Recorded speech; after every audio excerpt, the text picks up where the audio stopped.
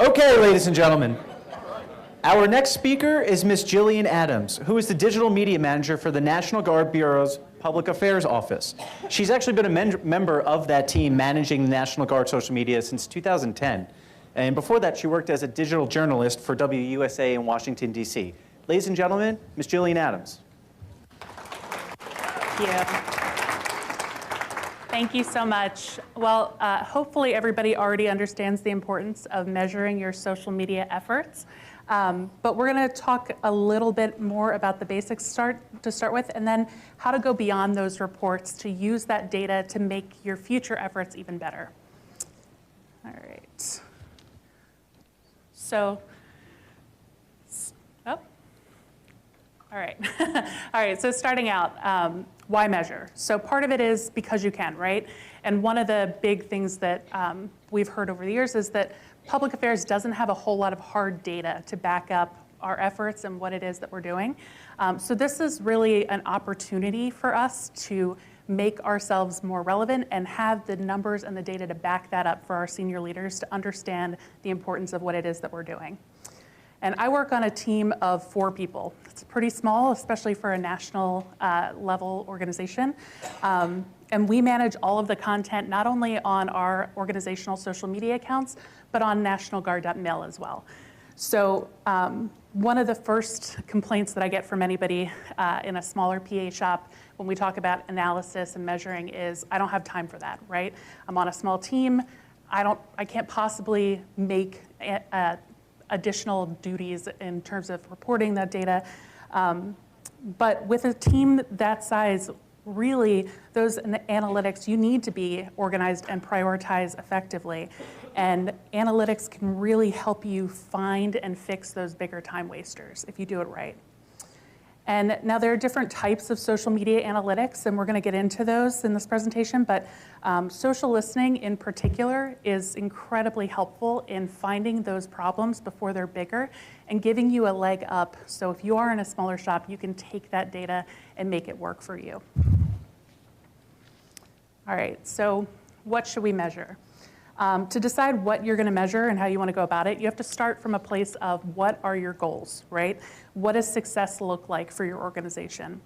And even if you're using those same tools to measure, that doesn't mean that every report is going to look the same or that you're going to be measuring, looking for the same information in every single report or thing that you're doing. And the intended audience for your report can really make a big difference here. So if the team is going to be your digital team or your public affairs office, you might want to dig a little deeper into the numbers and the types of products and how each of those are performing. But when you're presenting that data to your senior leaders, for example, they can get lost in those numbers. So figuring out when to pare back is just as important as deciding what it is that you're going to put, what are the big success numbers. And is the information that you're looking for, looking to measure, is that from your own platforms? Is that social listening data? Are you looking to see what others are saying about you, your mission, your leaders, a particular topic or mission? And do you need to include elements of both of those things? But all of that starts with knowing your communication goals and what it is what actions you want people to take from the information that you're putting out there.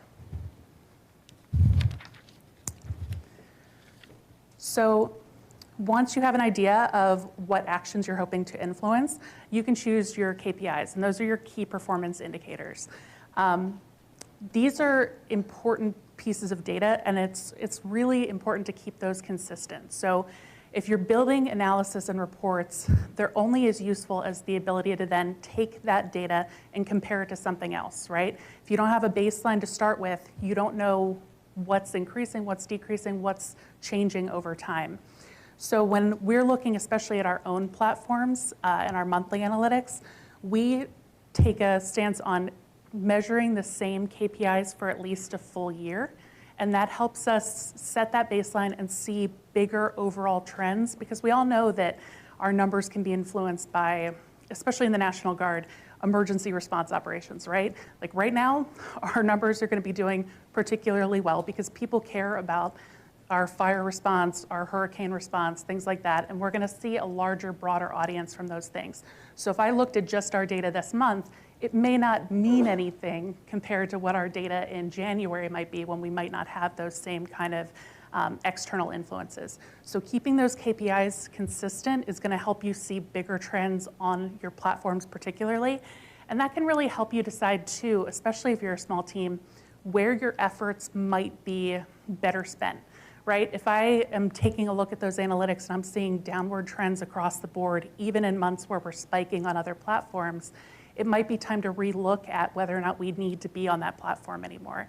For example, we've had Google+, Pinterest, Snapchat accounts in the past, and taking a look at that year-end analysis is really where we came to the decision, like, we're spending way more time and effort creating content for these platforms. We're not getting that bang for our buck, and we could be spending that time better in these other places. And when you're looking at reporting your data, don't forget that audience again, right? So who is that report ultimately for? And especially if it's for leaders or others outside of public affairs, don't forget to explain what they mean. When you're choosing those data points, make sure that you understand how that plays into the bigger information picture, the other efforts that you're doing, because the numbers themselves are only helpful if you know what it is that they're showing. And if you've got big shifts, especially for non-PAs, you better be able to explain those to the best of your ability and build that into how you're reporting that data. And that brings us back to those different reports. You never want to have to create a report from scratch in the middle of an emergency or a crisis. So building out those templates from the beginning and looking at what types of information you're asked to provide regularly and build those kind of individual templates that then you can customize as needed helps not only build the consistency with what it is that you're measuring, but it builds your leadership's expectation of what those numbers mean, so that you don't have to do quite as much explaining in real time necessarily. So part of our broader goal, there we go. Part of our broader goal for our social media program is, of course, to reach and inform and engage the public, our partners, our congressional leaders about the organization and the Chief of the National Guard Bureau's priorities.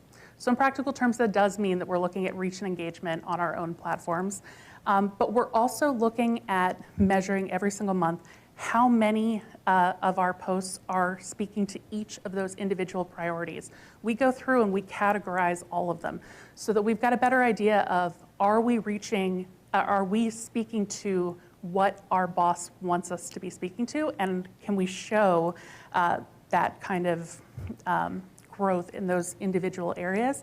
And then we also tie those senior leader messages directly back to what is connecting best with our audiences on any given platform. It makes it clear to our leaders that we're working to meet their intent, and that's a big part of what it is that we're looking to do, right? So while that approach works well for owned platform and overall analysis, that doesn't always work for every kind of campaign. So earlier this year, for example, the Chief of the National Guard Bureau put out a survey that was available to the public that was looking for feedback on the organization itself and the issues that most mattered to not just our National Guard members, their families, their employers, but also community leaders and other people that had any kind of stake in what we do. And we knew that that was not going to be the most popular content, right? Surveys in general are not super exciting. They're not the big draws on any of our accounts. So when we looked at reporting that, we of course looked at reach and engagement, but we were also really focused on how many people took the survey in that week or that time period, how many people clicked on the link to get to the survey from our efforts, and then also looking at those comments, right? What are people saying about it on your posts? Are they understanding the intent? Do they understand what it is that you're looking for, why it matters, why they should take their time to actually go ahead and do that? And we were seeing early on in the post that that wasn't super clear, or that there was some level of distrust that there was going to be any real effort made by senior leaders to look at that data. So it helped to tweak our messaging and to really speak to what exactly our leaders were hoping to get out of this survey. And it was a several month long, it was open for a couple of months. So we were posting regular updates and using that feedback directly in how we created our next posts, trying to pitch why this survey was important.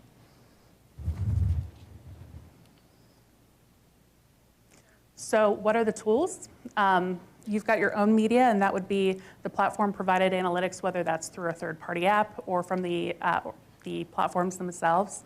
And then you've got social listening tools, and those are used to identify what is being said about you, not necessarily what you're saying about yourself. And those tend to be a little pricier. So my team uses a mix of tools, including paid tools. And of course, we do not endorse any particular set of tools. But for this presentation today, we primarily use a mix of analytics from the platforms themselves, Google Analytics, Meltwater, and Cision. And the general rule of thumb is that your all-in-one tools are going to be the most expensive. So when you're working with a limited budget, trying to decide what it is that you're going to need the most, how you're going to measure those effectively, and where you can make cuts is important. In our case, we've chosen to spend our money most on social listening tools and then use the platform-provided analytics and do the hard work of digging into those numbers ourselves every month. It's not ideal, it's not great for time, but it is the best way that we can go about making sure that we're covering all of those spaces and getting the data that we do need from those social listening tools.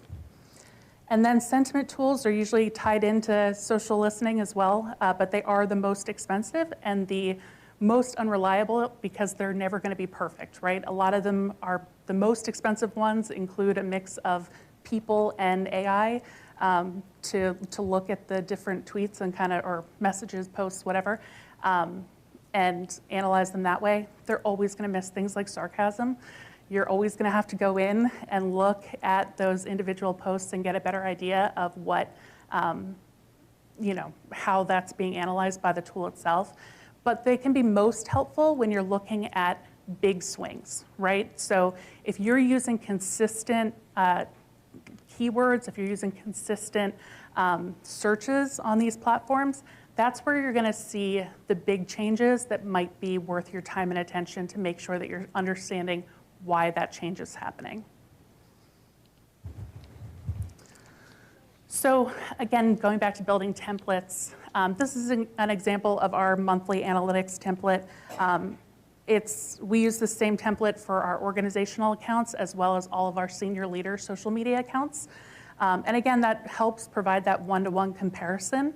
And it also gives us a mix of those basic numbers and gives us a place to go for our senior leader piece of reporting these numbers. So the top half focuses on reach, engagement, followers, et cetera. And then that bottom half is the top post for those individual platforms.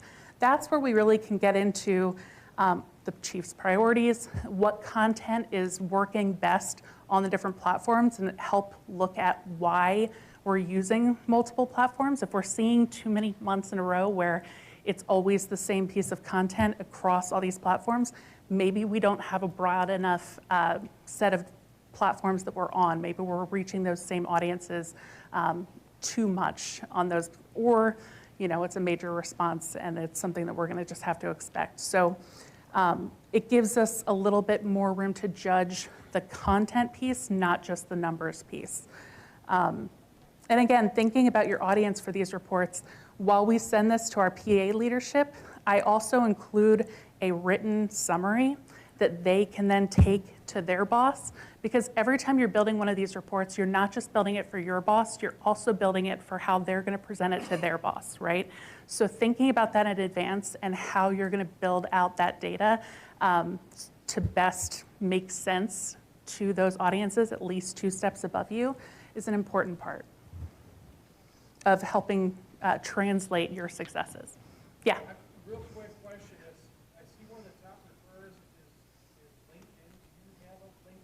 We do. But you don't report on LinkedIn, don't have a specific box. So LinkedIn is newer for us this year, and we are measuring it on the back end, but we were trying to, it's more on the experimental side for us right now. So we were trying to get a baseline of what those look like before we built a bigger communication strategy for it. And not that we don't have a strategy for it, but I think in the early stages of any newer platform, it's important to give yourself a little wiggle room to figure out what's working and what's not before you take it to the big time, as we would say.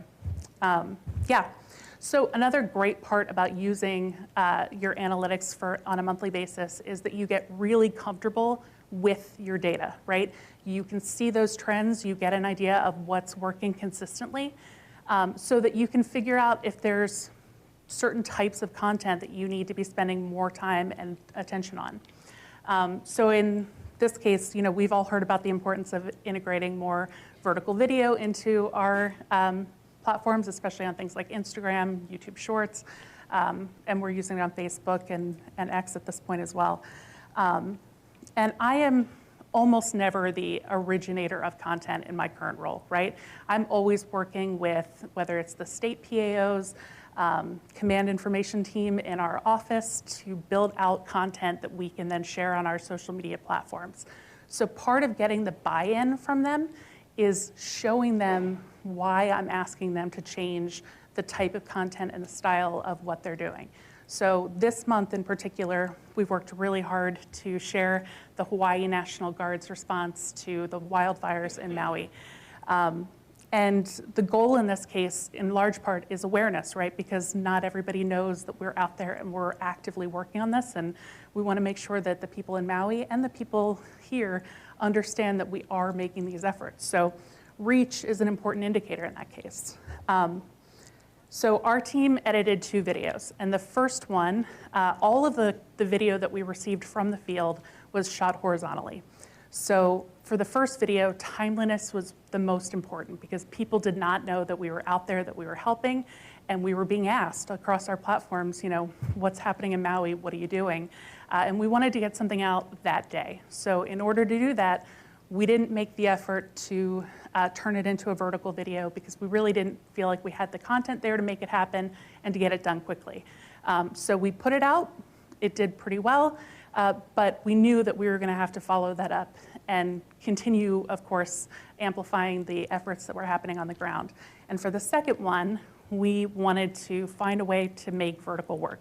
We had a couple of days to do that. Again, all of the content we received was horizontal, so we had to wait until we had enough content to have enough to make that function.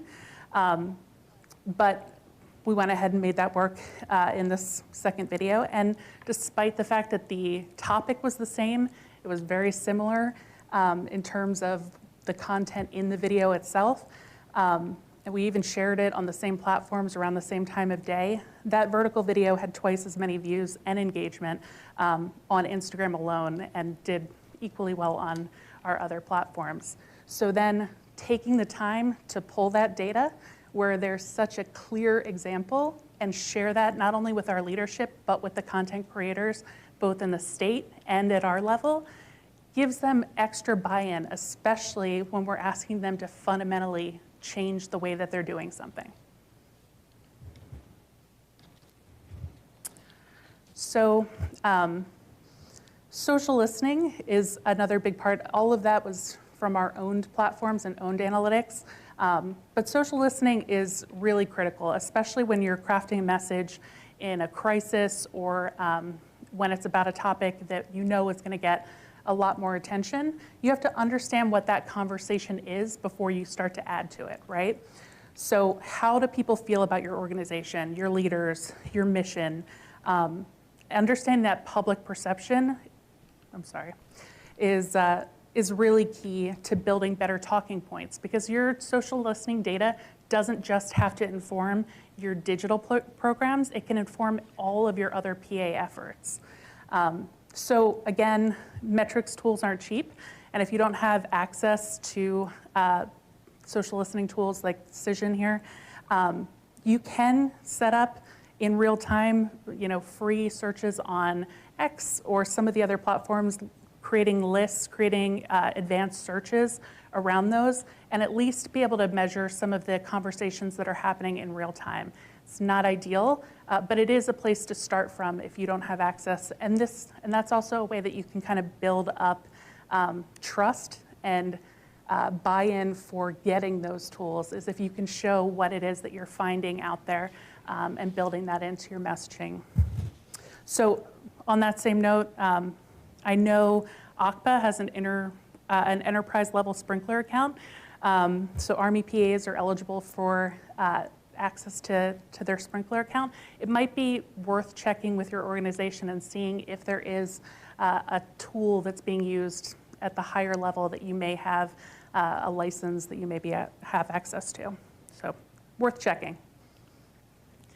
So social listening reports. Here's an example of our weekly trending topics analysis. This product is created just using listening and sentiment tools, and it's used to inform leaders and PAs about trending news topics related to the National Guard and the public reaction to those. Because the report has an audience that's a mix of PAOs and senior leaders, we have the top section that is just the executive summary, and that's what's briefed every single week to all of our top senior leaders from the states and the National Guard Bureau, all of our senior GOs. And then the second part of the report, where you get deep dives into the numbers themselves and links to examples of some of the messages that are out there on any given topic, that's the piece that goes to our state PAOs and to the PAs in our office as well. That gives the so what to the leaders without having to provide them every nitty-gritty number that is really not going to make the same impact for them that it might for PAs who are willing to do that deep dive. And having this weekly product also helps make sure that we're not missing any evolving topics or problems that we may need to address. So actively spending the time looking for those issues to not only help inform the overall picture for our leadership, but it also gives us a reason to be in that space and make sure that we're not missing bigger topics. It helps keep the pulse of what's happening and what's being said on platforms that we aren't actively on too, right? Nobody has the time to be on every single social media platform. None of us have teams that are set up for that, but tools like this can really help. We don't have a super active presence on Reddit, for example, but our social listening report includes lots of data from Reddit every single week because it's a place where conversations are happening. It's a place where we're monitoring, but we don't necessarily have the time or need to be actively engaged there. This is how we make sure that we're not missing the ball on that. And it's also a place where if we need to change that in the future, we'll see those trending results happening where we're seeing more and more conversations in that space. It helps better communicate our media engagements and our senior leader engagements. These are the places that we see where those topics might need to have some updated talking points or things like that. So when should you take action on what you found in social listening? When we first identify an issue, that doesn't necessarily mean it's something that we have to respond to or that we have to respond beyond our own initial platforms. Don't feed the trolls remains true for most posts. And negative commenters often want to have their say, but they don't necessarily expect a response. Where we really look at when it's time to respond is, at least at our level, at the national level, is volume and location, right? Is the content or information being shared widely? Is it from multiple accounts? And is it being spread largely in one geographic location, or is it limited to one or multiple social media platforms? So, for example, during the early days, monitoring conversations about the National Guard's COVID response, we started to see this flyer showing up in the comments with people asking us if it was true that the National Guard was implementing martial law, and we were going to come in, lock down every city, put everybody into quarantine that was enforced by the National Guard. And when we saw it initially, we were, of course, responding in the comments.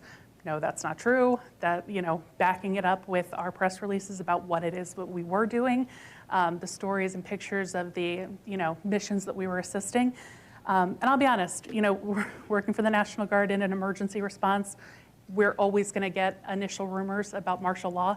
That happens in almost every response. That doesn't necessarily mean it's something that we need to actively put out a whole lot of content and data on. There's going to be a group of people that assumes that every time that there's any kind of federal level response.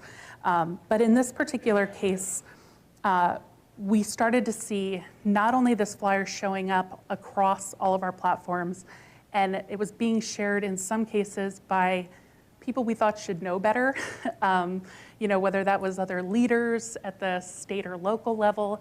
And we were paying attention to it, of course, in our social listening tools.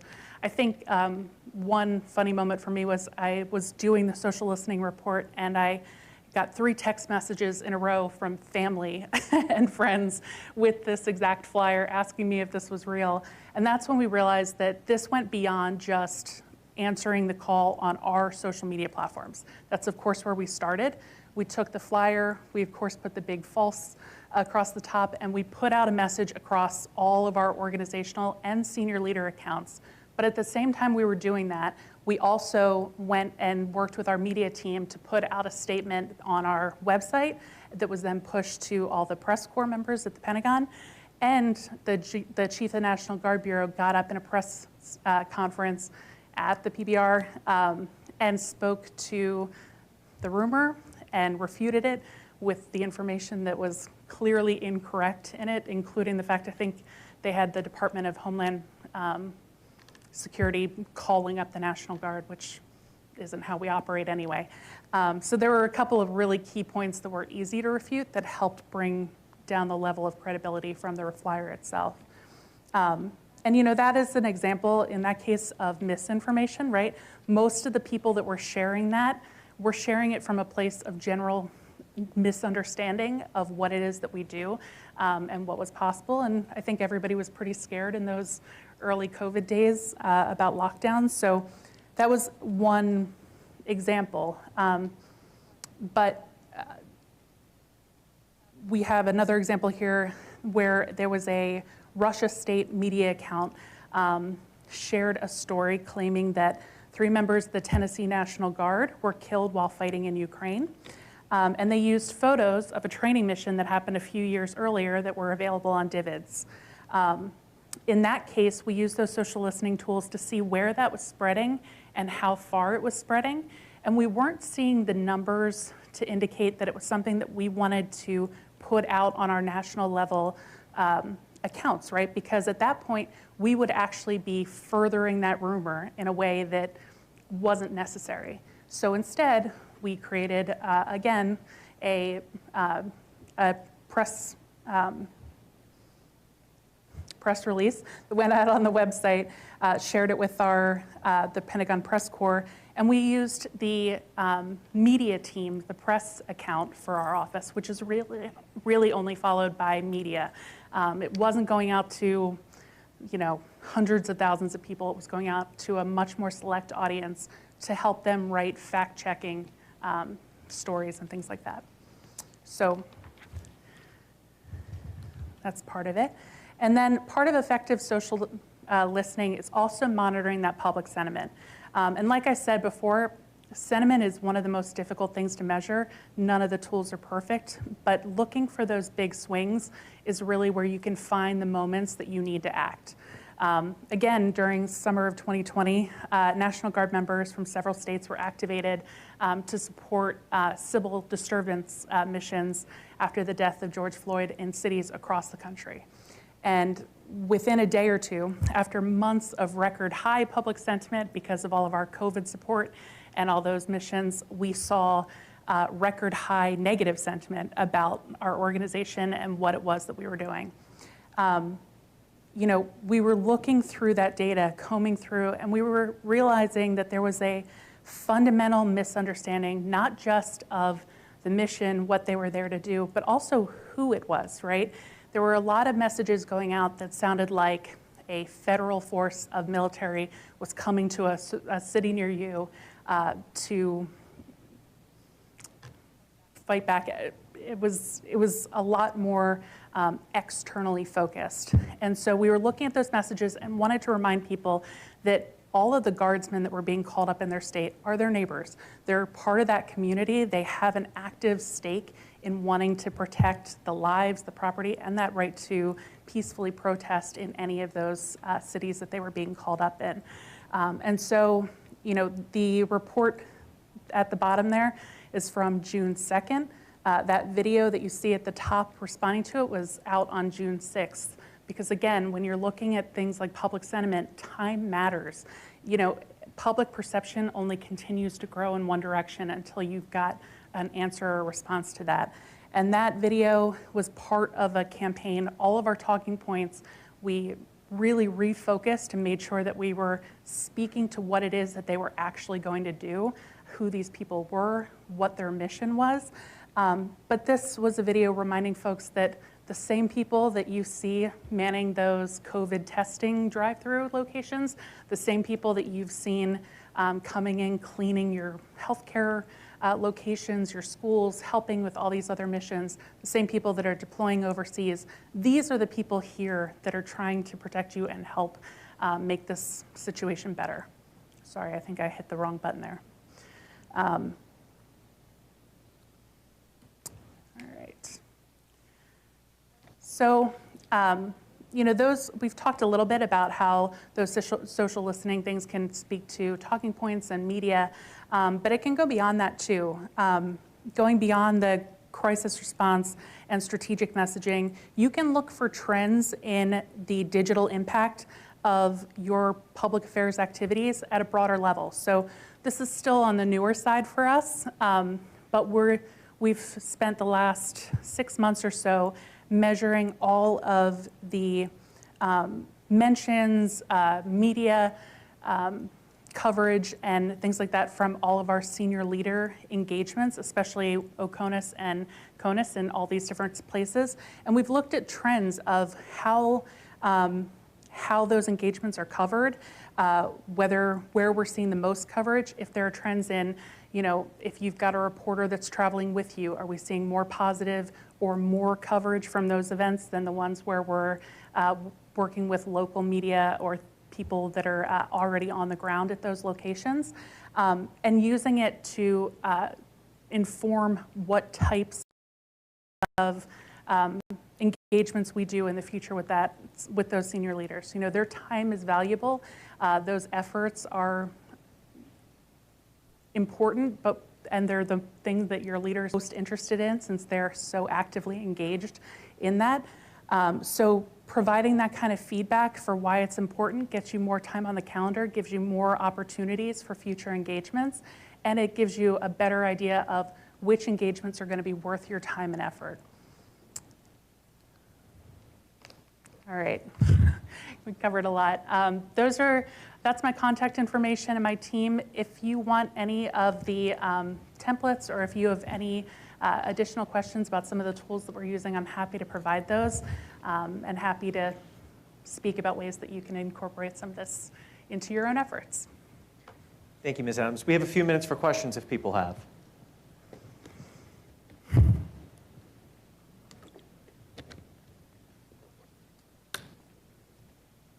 You said that you're with the National Guard Bureau for the whole nation, and like you said, there's public affairs offices in the National Guard all across the 50 states and in the territories. When you're doing your analytics, are you doing your analytics just for your particular office, or are you getting analytics from your PAOs in all the 50 states and then analyzing their data along with yours? That's what was confused. I didn't know if... Sorry, yeah. So for our owned platforms, the efforts that we're putting out on our, our Facebook, our Instagram, whatever, that is just what we're doing at the bureau level. That's still 20 accounts. across the senior leaders and, Air Guard versus the joint accounts. We don't have access to that data from the 54, unfortunately. But from a social listening perspective, because I know that funds are even more limited at that level, I share that data with them every single time we run those reports. And if there is a crisis or a problem that is happening in their specific area, and my leadership is asking for that, we make sure that we provide that to them as well. Because, when we're talking about bang for your buck, if we're doing the analysis anyway, we want to make sure that all the stakeholders understand what's happening. Because again, that can inform how they're speaking about it, how their leaders are speaking about it, and get us on a better one page for how we deal with that. Yeah.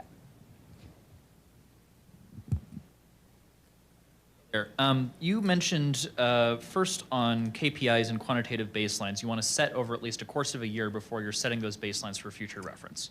We do that regularly. Yep. On the sentiment analysis and social listening, we're moving into that over a longer period, moving away from a purely manual process. Yep. Could you talk a little bit about the longitudinal effect of measuring that over the course of time and course correcting, but also just, is there an equivalent of you need at least a year of quantitative data for a baseline for KPIs versus social listening, and how you go about assessing that? Yeah, so that's a little more difficult for setting those kind of baselines, because a lot of what we're doing social listening wise is more focused on crisis response, trending topics, emergency kinds of things, or looking at the impact of our media engagements. So I think it's easier to kind of look at long-term effects from our actual engagements on the media side and setting those KPIs of, this is what we're seeing when we're doing a media roundtable versus having a reporter on the plane with the chief versus, and seeing if there are trends in those areas over a year. And again, I say a year. I think when we're talking about senior leaders, it can be shorter periods of time than that, especially if it's focused around a particular priority or a particular thing that they're looking at. Because for that senior leader engagement analysis, we're also looking at, did any of these engagements influence things like legislative priorities? For example, last year, the National Guard was not included in a congressional hearing about force structure, and our leadership was not thrilled with that.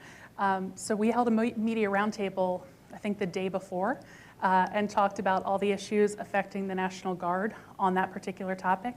And then you get to the hearing, and the headlines that came from that media roundtable were being directly referenced by some of the congressional leaders that were then talking about, how does this impact the National Guard portion of what you're talking about?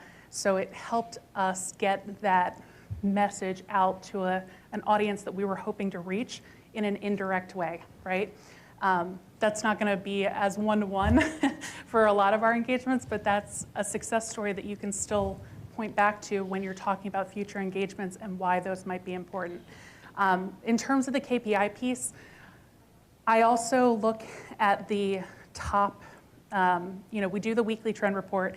I also include in that monthly analytics in the written portion in the email what those top topics were that month, and looking at those same KPIs, and if we're seeing trends in terms of how much it's being discussed and what direction sentiment is moving on that topic.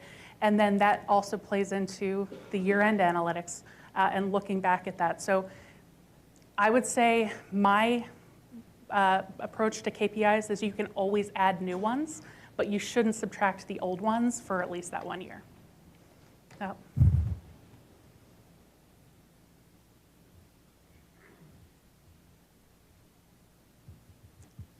Yep.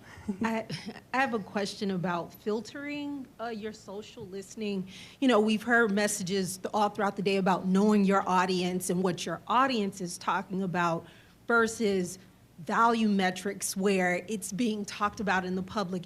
Do you have any experience, or do you know about filtering, segments in any of these tools? Have you done that before? Is it possible? Yeah, it's certainly possible.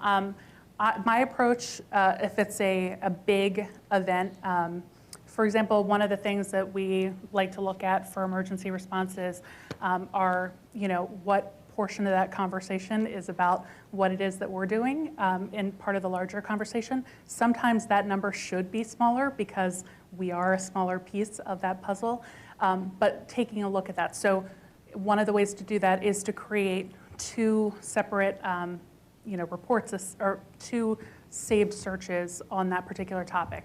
One that goes super broad, looking at the overall topic or conversation, for example, Tropical Storm Hillary. And we've got two searches for that. It's the broad conversation about what is being said about the storm itself, and then a separate one that is specific to National Guard missions, the units that are involved in it, our search and rescue piece of it, and then comparing the two and seeing what percentage of that conversation is ours versus the larger piece of it. And that's easier to do for something like a storm response. Some of the campaigns that we talk about, it's harder to filter out some of the noise. Recruiting, for example, I cannot tell you the number of updates to our recruiting social media listening that is me filtering out BTS Army recruiting topics because they use a lot of the same terms or hashtags and things like that for some of these other types of recruiting. So creating effective Boolean searches within these tools is the thing that you're going to spend a lot of time really trying to perfect. And I will tell you,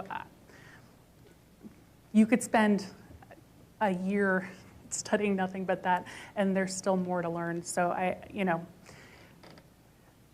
the perfect is the enemy of the good, and having a baseline that gets you as close to right as possible is, I think, the more important piece of that. Now, Yeah. to follow up, in terms of who's talking about what, the specific audience, Yeah. that's one of the things that, I think we kind of struggle with. Instead of the topics that are being talked about in the larger conversation, sometimes we want to know specifically who's saying, not who's saying what, Yeah. but what groups are talking about what. So are you Yeah. able to drill down to say in Minnesota or? Yeah, so you definitely can by location. Some tools are better than others with that.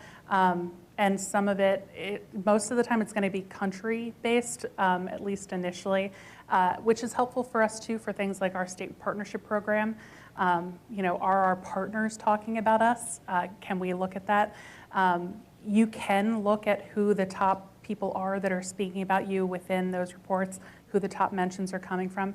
When you want to get that specific into it, you're going to have to do a deep dive, right? It's not going to be the one-size-fits-all solution, but all of the the tools that we've used on this subject give you the option to go ahead and export that.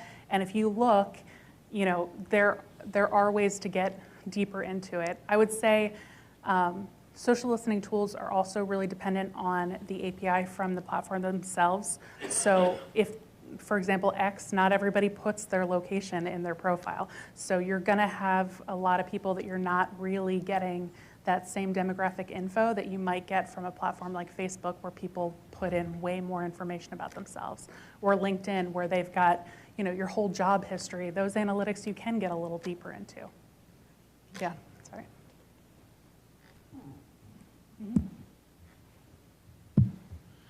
So thank you very much for the in-depth look into your analytics program. Really solid and some great examples. Thank you. I know there's a lot of shops that are a one-person show that not only manage the social media, maybe build content, and then also have to perform analytics and provide that information to the command. So what's your guidance, or what's your outlook on being that one-person band, and what do you think is beneficial for that individual person to really take a look at analytics-wise and try to help them focus their efforts? Their program may not be as in-depth as this. Yeah. And you may be a one-person show too, but for them, kind of what's some tips and tricks from you for that? Yeah, and I think all of that goes back to, again, what your biggest, your communication goals are and the strategy of your program, what it is that you're hoping to achieve. If your leadership cares more about what you're putting out and your messaging on your platforms. Maybe you do focus more in looking at your owned analytics, how you can be putting out more engaging, better content that's going to reach a broader audience. Maybe your leadership is more focused on bigger picture problems that you've got that you need to be dealing with at that level. And in that case, maybe it does make sense to prioritize your social listening and looking at what others are saying about you or that particular leader. I think those can change over time, and that can change with the priorities of your leaders and your office. I think the cheap, free tools are always going to be those owned analytics, at least for right now, before X starts charging more money for things like that. So I think that's usually an easier place for people to start. And even if you're not necessarily creating reports on those topics, if you're the person that is actively managing your social media accounts, you need to at least be looking at those analytics. Even if you don't have the time to do the full reports, you can at least see what's actively provided for you, what's performing best.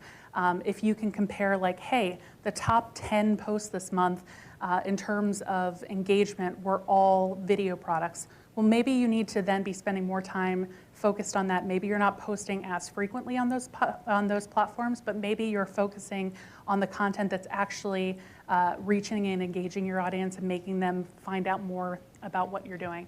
I think that's always a good place to start. But again, I think a lot of what we do is throw it out there and see what sticks. And I understand it, especially when it's a busy week and I'm the only person running the social media reports as well as all of the posts that are going out on our organizational accounts.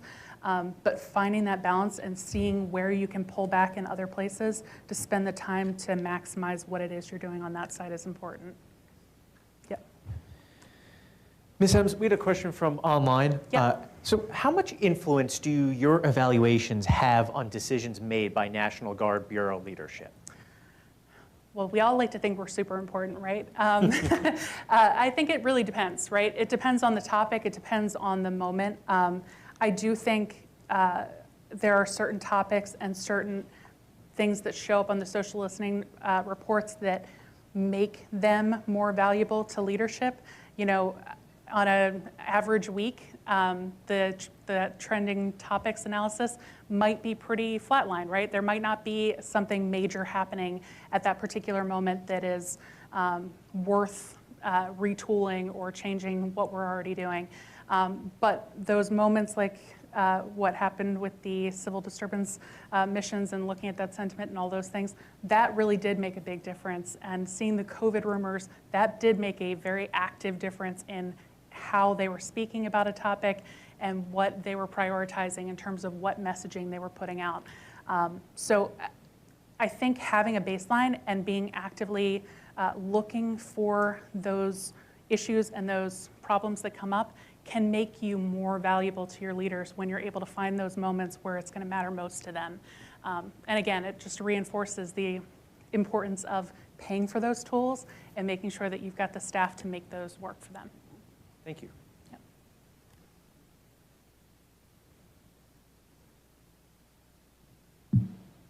Thank you.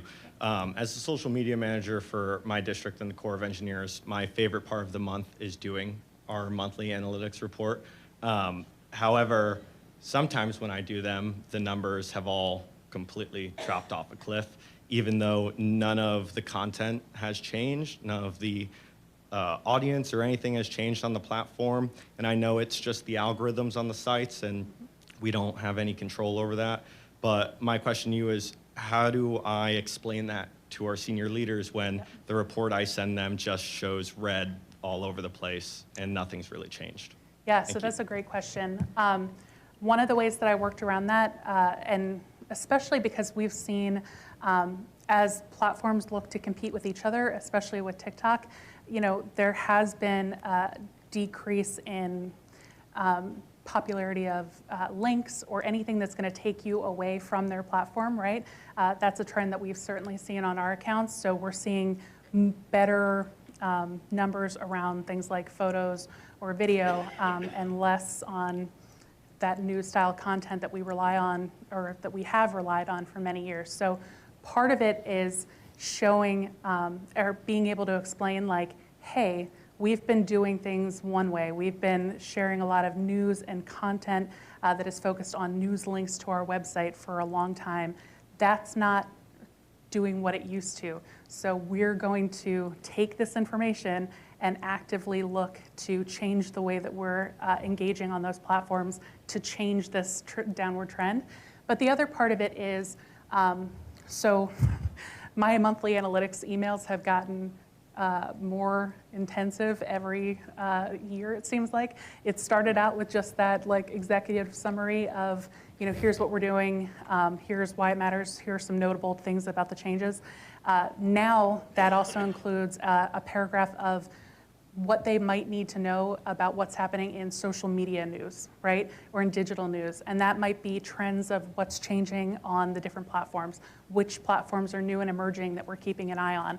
And it might be things like, hey, here's some news links from somebody that's not me telling you about why the platforms are changing how they're doing things, and having that reinforce not only what it is that you're saying, but your authority to give advice in those spaces. We have one question from online. Yeah. Is it worth tracking and reporting microdata, like A/B testing via live analytics? So for example, changing a thumbnail or a title on a video to capture more engagement, or going from horizontal to vertical? Yeah, I think it is for your team. That might not be the information that I share with the chief of the National Guard Bureau, because frankly, his time is better spent maybe on the bigger picture piece of that.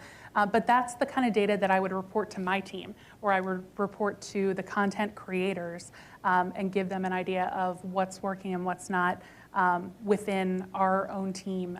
But again, you've got to have the time and space for that. And I think that's a level up from where a lot of our folks are. I do think it's important, and you can work to incorporate that, but that doesn't necessarily have to be in a report itself. It could be more of in a meeting, hey, I took a look at all the posts that we did last week. Here is what I'm seeing for what's working versus what's not for these types of content. I don't know that you necessarily have to build a standard report for something like that. So maybe some informal versus formal evaluation, right? This informal stuff is going to make us better. It's not high risk, high reward if we don't do this whole formal thing about it. Then the formal evaluations probably go up to higher, go up to our bosses. Those are really going to determine our much larger events, our key campaigns. Yep, exactly.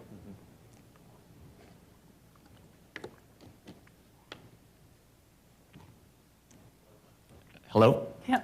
Paul from 29th MPAD. Really appreciate what the presentation you provided, but just wanted to ask. You said you had 4-person team. Any collaborative efforts that you're working on, your office is working on, to increase the aperture of social listening with National Guard units across the country? Certainly open to it to whatever degree we can. The tools that we pay for are very limited in terms of licensing, and that's based on budget, right?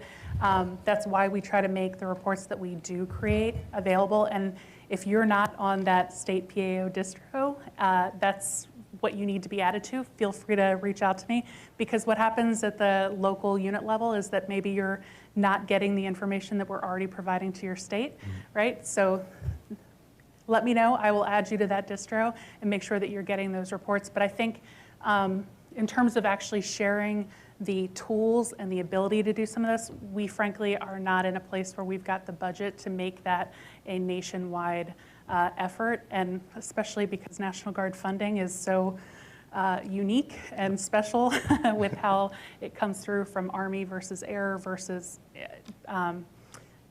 there's not always a great way to provide it across the board.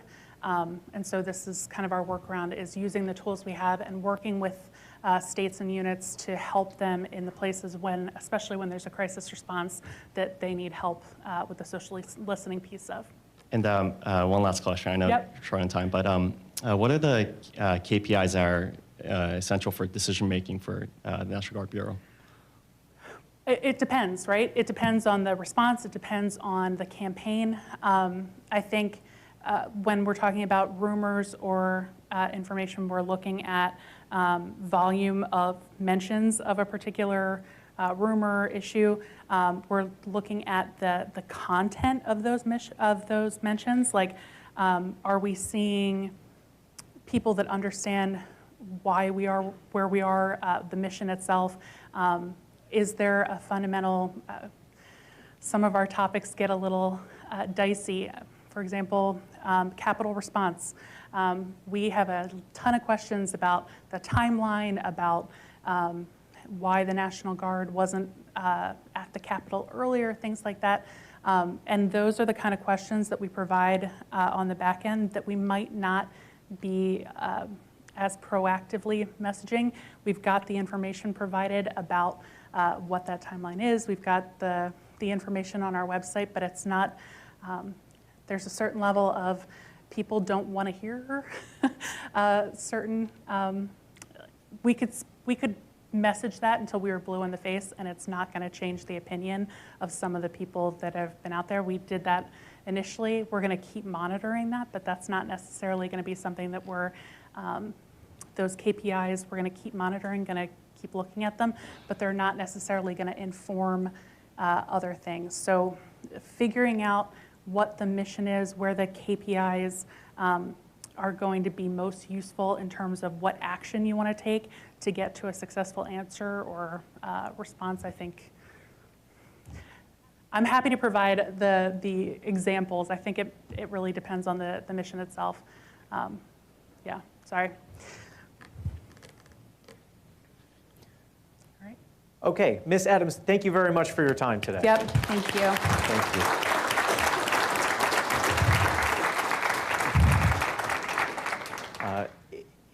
In recognition of our appreciation of your time, Colonel McNorton would like to present you with a certificate of appreciation and a DINFOS coin.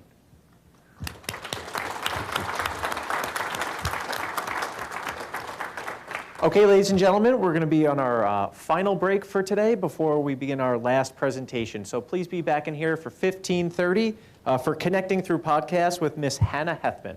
Thank you.